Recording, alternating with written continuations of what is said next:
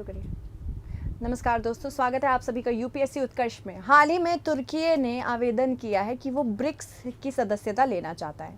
अब ये जो तुर्की की चाल है, क्या हमें ये समझना है कि यूरोपीय संघ के आवेदन के लिए भी एक तरह से ब्रिक्स की मदद लेगा? ब्रिक्स का एक्सपेंशन तो हुआ है, हमने देखा हाल ही में ब्रिक्स में 5 नई कंट्रीज जुड़ी हैं, जिसमें इजिप्ट, इथियोपिया जैसी कंट्रीज हैं। और क्या तुर्की जब ब्रिक्स में आ जाएगा तो पावर डायनेमिक्स बदल जाएंगे? तो बहुत कुछ देखना है आज हमको, देखते हैं किस प्रकार से हम आगे चलते हैं। देखो, ब्रिक्स सदस्यता के लिए आवेदन करने के तुर्की के हालिया कदम से यूरोपीय संघ के साथ उसके भविष्य के संबंधों पर सवाल उठे हैं। ब्रिक्स में मूलतः कितनी कंट्रीज हैं? ब्राजील, रूस, भारत, चीन और दक्षिण अफ्रीका शामिल है।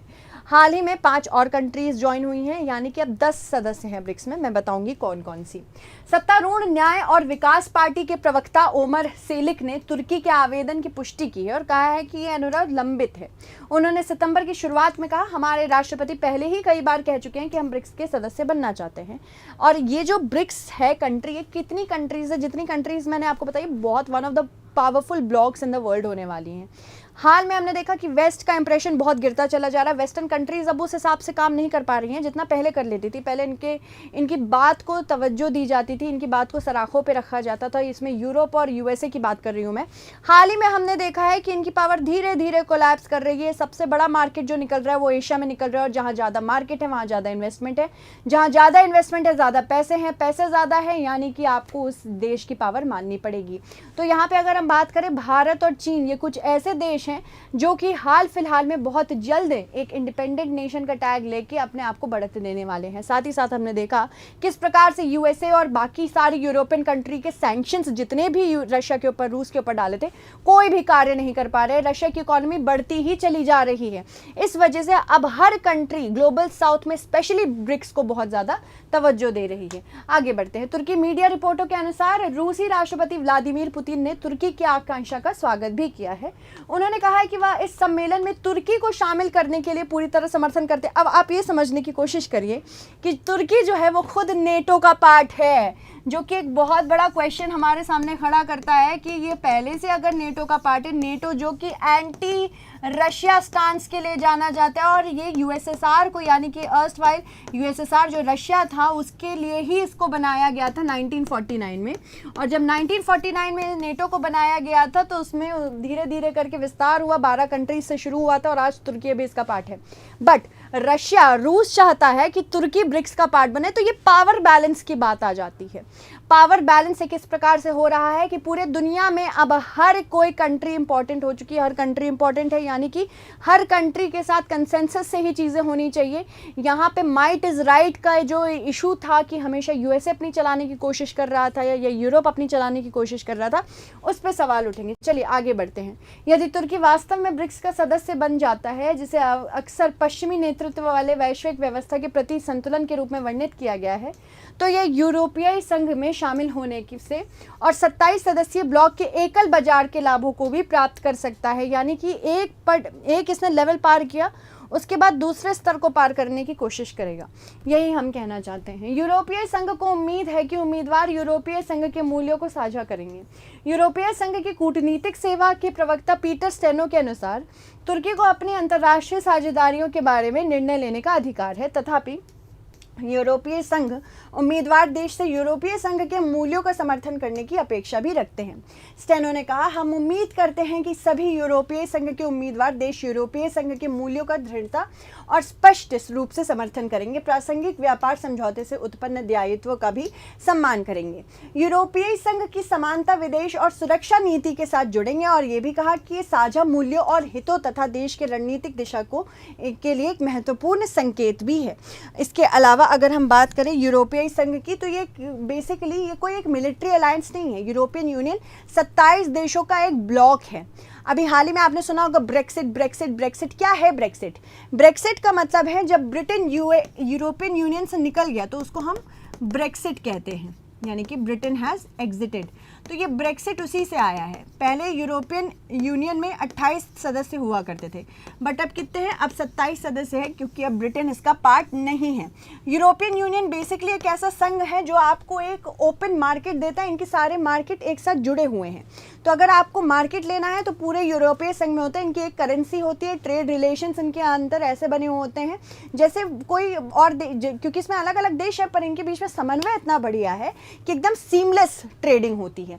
ठीक है, तो अब चाहता है तुर्की की तुर्की इस पर्टिकुलर यूरोपियन यूनियन का भी पार्ट बन जाए, क्योंकि बहुत पावरफुल ग्रुप्स का मेंबर हो जाएगा, ब्रिक्स का हो जाएगा, नेटो का तो है ही। चलिए आगे बढ़ते हैं। तुर्की के यूरोपीय संघ की आम विदेश और सुरक्षा नीति के साथ संरेखण दर 7% के सर्वकालिक निम्नतम स्तर पर आ गई है, जिससे यह सभी विस्तारवादी देशों में सबसे ज्यादा कम है। यूरोपीय संघ संसद में सांसद नाचो सांचेज अमोर ने भी कहा है कि यूरोपीय संघ में शामिल होने का तुर्की का रास्ता सुधारों से होकर जाता है। उन्होंने 2023 के बयान में कहा, हमने हाल ही में तुर्की सरकार की ओर से यूरोपीय संघ में प्रवेश की प्रक्रिया को पुनर्जीवित करने में नई रुचि दिखाई है।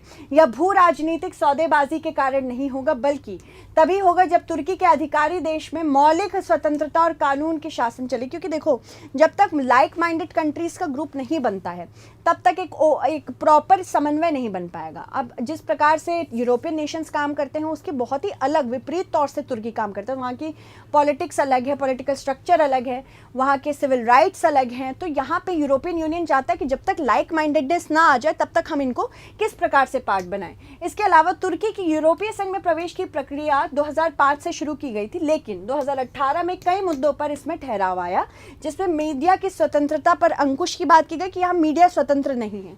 उसके बाद न्यायपालिका पर कार्यपालिका का नियंत्रण और साथ ही साथ तुर्की सुरक्षा बलों पर अपर्याप्त नागरिक निगरानी जैसी यूरोपीय संघ की चिंताएं भी शामिल थी। तो अगर हम बात करें क्या ब्रिक्स पर नजर डालना तुर्की की यूरोपीय संघ के प्रति एक हताशा का संकेत है? मतलब अब क्या तुर्की ये सोच रहा है कि अब हम, क्योंकि ब्रिक्स का पार्ट नहीं तुर्की यूरोपियन यूनियन का पार्ट नहीं बन पा रहा है, तो क्या हम ब्रिक्स का पार्ट बन जाएं? तो ये एक हताशा है क्या? जर्मन मार्शल फंड में तुर्की विशेषज्ञ ने कहा है कि ब्रिक्स में तुर्की की रुचि यूरोपीय संघ के प्रति उसकी हताशा की अभिव्यक्ति है। तुर्की न केवल यूरोपीय संघ में प्रवेश की प्रक्रिया में बाधा डालने के कारण यूरोपीय संघ से नाराज है, बल्कि सीमा शुल्क या व्यापार समझौते के आधुनिकीकरण और वीजा उदारीकरण के लिए रोडमैप पर आगे बढ़ने के कारण से भी नाराज है, जिससे तुर्की के नागरिकों के लिए यूरोपीय देशों में वीजा मुक्त यात्रा का रास्ता साफ हो सकता है। 15 साल पहले जब ब्रिक्स समूह बना था तब से अब तक इसका आकार दोगुना हो चुका है। मिस्र, इथियोपिया, ईरान और संयुक्त अरब अमीरात इसके सदस्य भी बन चुके हैं। यानी कि अभी हाल ही में मैंने आपको बताया ना कि ये कंट्रीज़ एक्चुअली पार्ट हैं। इम्पॉर्टेंटली अगर बात करें 15 साल ब्रिक्स समूह बना था, अब इसका विस्तार हो चुका है। तो मिस्र है, इथियोपिया है, कौन कौन है? इजिप्ट है, इथियोपिया है, ईरान है, संयुक्त अरब अमीरात भी इसका पार्ट बन चुका है। चलिए आगे बढ़ते हैं, नेक्स्ट देखते हैं। ब्रिक्स समूह ने तुर्की सहित लगभग 20 अन्य देशों से आवेदन प्राप्त किया था। अर्जेंटीना भी इसका पार्ट होने वाला था, बट अर्जेंटीना में कुछ प्रॉब्लम्स हो गई, जिसकी वजह से अर्जेंटीना फिलहाल पार्ट नहीं है ब्रिक्स का। हालांकि आगे बिल्कुल संभव है कि हम ब्रिक्स में अर्जेंटीना को भी देख सकते हैं। इसके सदस्य एक साझा सुरक्षा या विदेश नीति के साथ एक सुसंगत समूह बनाने का प्रयास नहीं करते। बेसिकली ये ट्रेडिंग ब्लॉक है। ये असल में ब्रिक्स की अगर बात करें तो इसको जिम ओ'नील, जो गोल्डमैन सैक्स से बिलोंग करते थे, जिम ओ'नील ने कहा था 2001 में कि 4 ऐसी कंट्रीज हैं जिसमें ब्राज़ील, रशिया, इंडिया और चाइना को रखा गया था। ये बोला था कि ये ऐसे 4 देश हैं जो आने वाले दशकों में बहुत पावरफुल हो जाएंगे इकोनॉमिकली। तो यहाँ पे 2010 में जब प्रॉपरली साउथ अफ्रीका भी इसके पास आ गया बोलने के लिए कि हमारा भी इकोनॉमिक स्टेटस बेटर होने वाला है, तब ब्रिक्स का जन्म हुआ था। और ब्रिक्स का एक लास्ट एक्सपेंशन वैसे तो 2023 में हुआ था, और 2023 से पहले 2010 में हुआ था। 2023 में यही 5 कंट्रीज है जो मैंने आपको बताई थी ऐड हुई थी। अब तुर्की भी इसमें ऐड होना चाहता है। संयुक्त राज्य अमेरिका और यूरोपीय के प्रभुत्व वाले अंतर्राष्ट्रीय संस्थानों के लिए एक राजनीतिक प्रति संतुलन प्रदान करने में मदद करता है। तुर्की के विशेषज्ञों का कहना है कि ब्रिक्स में शामिल होने की एर्दोगान की पहले का उद्देश्य था। तुर्की के यूरोपीय संघ में शामिल होने के प्रयास से लाभ प्राप्त हो सकता है।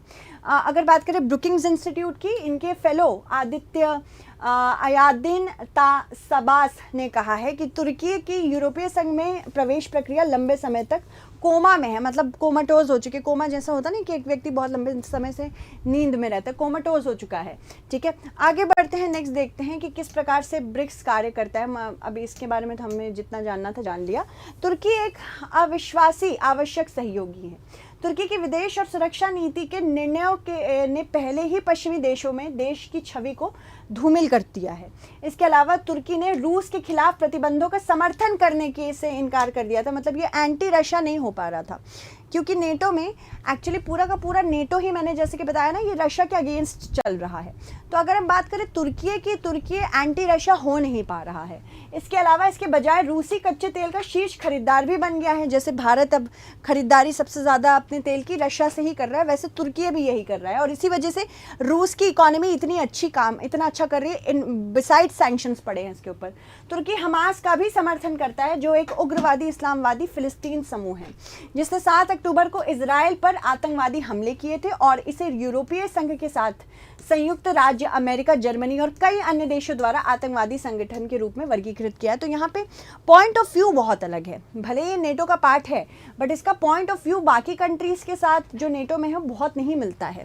संयुक्त राज्य अमेरिका और अन्य नाटो सहयोगी 2017 में तुर्की द्वारा रूस के S-400 सतह से हवा में मार करने वाली मिसाइल रक्षा प्रणाली खरीदने पर भी नाराज हुए थे। फिर 2022 की बात आती है, इसमें जब तुर्की ने नाटो में स्वीडन और फिनलैंड की सदस्यता को 2 साल तक रोक दिया था, तब भी नाराज थे। हालांकि इस साल उसने अपना विरोध छोड़ दिया और फिलहाल हम जानते हैं नेटो में सबसे लेटेस्ट मेंबर कौन बना है, 32nd मेंबर स्वीडन बना है। इससे पहले फिनलैंड बन चुका था 31st मेंबर। तो 2023 में भी इसका विस्तार हुआ है, 2024 में भी हुआ है। हालांकि पश्चिम और पूर्व के बीच तुर्की की रणनीतिक स्थिति इसे क्षेत्र में नाटो और अमेरिकी मिशनों के लिए महत्वपूर्ण बनाती है। देश ने 2016 में यूरोपीय संघ द्वारा मांगे गए एक समझौते पर हस्ताक्षर किए थे, जिसके तहत तुर्की से यूरोपीय संघ में पहुंचने वाले कुछ अनियमित प्रवासियों की वापसी की अनुमति दी गई थी। तुर्की के विशेषज्ञों का कहना है कि पश्चिम और पूर्व में फैले जो देश हैं, इनकी विदेश नीति में संतुलन बनाए रखना समझदारी की बात है। तो अगर हम बात करें ब्रिक्स की, जैसे कि मैंने कहा था अभी हाल ही में इसका विस्तार हुआ है, हाल ही की बात है, 2023 की बात है। तो ब्रिक्स में Brazil, Russia, India, China, south Africa तो थे ही। साउथ अफ्रीका ने 2010 में ज्वाइन किया था। उसके बाद Saudi Arabia, Egypt, United Arab Emirates, Iran और इथियोपिया भी हैं। अब अगर हम बात करें अर्जेंटीना की, अर्जेंटीना ने कोशिश की थी ज्वाइन करने की, मैंने पहले भी कहा था, हाल फिलहाल में वो नहीं कर रहे हैं। ब्रिक्स दुनिया की 5 प्रमुख उभरती अर्थव्यवस्थाओं का एक संगठन है। जैसे कि मैंने आपको बताया कौन कौन है इसमें। ब्रिक्स शिखर सम्मेलन की अध्यक्षता हर साल इसके सदस्य राष्ट्रों की ओर से की जाती है। 5 देशों में से हर साल बदल कर इस सम्मेलन की मेजबानी होती है। ब्रिक्स का गठन पहली बार अनौपचारिक रूप से वर्ष 2006 में हो चुका था। ये रूस में असल में सेंट पीटर्सबर्ग में जब ये 4 देश मिले थे, BRIC, Brazil, Russia, India and China, तब अनौपचारिक था। पहले इसमें 4 सदस्य थे। साउथ अफ्रीका ने 2010 में ज्वाइन किया था। इसके बाद संगठन का नाम भी बदल गया, ब्रिक्स हो गया। 2009 में पहला ब्रिक्स सम्मेलन आयोजित किया गया था। अगर बात करें इसकी स्थापना क्यों हुई है, इसका पहला उद्देश्य राजनीतिक और सुरक्षा है, यानी कि राजनीतिक रूप से भी सुरक्षित रहे और वैसे भी सुरक्षित रहे। साथ ही साथ इसके तहत ब्रिक्स में शामिल देशों में वैश्विक क्षेत्रीय सुरक्षा और वैश्विक राजनीति क्षेत्रों में भी संवाद बढ़े। दूसरा उद्देश्य आर्थिक और वित्तीय है, यानी कि सुरक्षा है, राजनीतिक है, फिर आर्थिक और साथ ही साथ वित्तीय भी है। इसके अनुसार व्यापार, कृषि और बुनियादी ढांचे सहित कई क्षेत्रों में सहयोग बढ़ाना है, क्योंकि देखो वेस्ट वाले कंट्रीज जो है ना, वो अपना ग्रुप बहुत छोटा रखते हैं, साथ ही साथ सोचते हैं छोटे लोग ही इन्फ्लुएंशियल, छोटे एज इन छोटे ग्रुप्स ज़्यादा इन्फ्लुएंशियल होते हैं। हम ऐसा नहीं समझते, हम सोचते हैं जितने ज़्यादा लोगों को आप वॉइस देंगे उतना ज़्यादा इन्फ्लुएंशियल वो ग्रुप होता जाएगा। और आज एक ऐसा टाइम आ चुका है जब हम छोटे छोटे वॉइस से भी इन्फ्लुएंस हो रहे हैं। ग्लोबल साउथ की बात तो आपने सुनी ही होगी। ग्लोबल साउथ का लीडर इंडिया क्यों इमर्ज हो रहा है? क्योंकि इंडिया सबको लेके साथ चल रहा है। इसके अलावा इसके अतिरिक्त सांस्कृतिक, शैक्षणिक, युवा और खेल क्षेत्र में ब्रिक्स में शामिल देश के लोगों को के संपर्क को मजबूत भी करना है। समूह के 5 सदस्य, मैंने आपको ये सब चीज़ें पढ़ा तो दी हैं। यद्यपि ब्रिक्स राष्ट्र निश्चित रूप से विश्व की 43% जनसंख्या और वैश्विक अर्थव्यवस्था में लगभग 30% का प्रतिनिधित्व करता है, फिर भी उनकी आर्थिक कमजोरियां निश्चित हैं। रूस वैश्विक अर्थव्यवस्था में हाशिए पर जा रहा है, जबकि चीन कठिन आर्थिक स्थिति का सामना कर रहा है सैंक्शन की वजह से। और चीन क्योंकि इसकी पॉपुलेशन घट रही, पॉपुलेशन बूढ़ी हो रही है, बहुत एजिंग पॉपुलेशन है इसकी। चीन इस मंच को स्पष्ट रूप से पश्चिमी विरोधी रुख देने के उद्देश्य से चल रहा है। तो कुछ इस प्रकार से ब्रिक्स हमारा दिखता है, जैसे कि आप देख सकते हैं ये विस्तार हुआ था। रशिया इसका ऑलरेडी पार्ट है, चाइना है, इंडिया है, साउथ अफ्रीका इसका पार्ट रहा है, ब्राज़ील पार्ट रहा है। बट अगर हम बात करें और कंट्रीज़ भी अब जुड़ चुकी हैं, Saudi Arabia, Egypt, Iran, UAE, Indonesia, Ethiopia, बाकी भी कंट्रीज़ हैं जो कि ज्वाइन करना चाह रही हैं, इन्होंने अप्लाई कर दिया है मेंबरशिप के लिए। ब्रिक्स वर्तमान में विश्व के लगभग 40% जनसंख्या तथा विश्व के सकल घरेलू उत्पाद के 1/4 से अधिक का प्रतिनिधित्व करता है। इन नए देशों के जुड़ने से यह विश्व की लगभग आधी आबादी का प्रतिनिधित्व करेगा। इसमें विश्व के 3 सबसे बड़े तेल उत्पादक देश हैं, जिसमें सऊदी अरब है, संयुक्त अरब अमीरात है और ईरान भी शामिल हैं। इसके अलावा यह एक ऐसा कदम है जो एक और तो वैश्विक दक्षिण की आवाज़ होने के उसके दावे को भी मजबूत करेगा, यानी कि ग्लोबल साउथ में छोटी छोटी कंट्रीज़ जो वित्तीय रूप से बहुत ज़्यादा आगे नहीं हैं, Pacific island countries, south America में बहुत छोटी कंट्रीज़ हैं, इसके अलावा अगर हम बात करें अफ्रीका की हैं, तो उनके वॉइस बनने की कोशिश कर रहा है। यहाँ पे अगर हम बात करें इस मैप में आपको पता चल जाएगा कि किस प्रकार से जीडीपी बढ़ती जा रही है। अगर हम बात करें 25% फिलहाल एक्सपोर्ट ऑफ गुड्स, यानी कि जो हम मर्चेंडाइज भेजते हैं, 25% दर्शाता है। ऑयल प्रोडक्शन का 43% ब्रिक्स दर्शाता है। उसके बाद पॉपुलेशन का 46% और जीडीपी सबको मिला के 29% है। अब इसके बाद में बात कर चुके हैं क्या क्या नए सदस्य आए हैं, वो मैंने आपको बता ही दिया है। अब इससे संबंधित एक क्वेश्चन देख लेते हैं, ठीक है। ब्रिक्स के संदर्भ में निम्न कथनों पर विचार करें। पहले इसमें 4 देश ब्राज़ील, रूस, भारत और चीन शामिल थे, जिससे इसका नाम ब्रिक था। 2010 में इस संगठन में दक्षिण अफ्रीका भी शामिल हो गया, जिससे ब्रिक बदल के ब्रिक्स हो गया, ठीक है। तो आपको बताना होगा करेक्ट आंसर क्या है। तो thank you so much everyone, stay updated.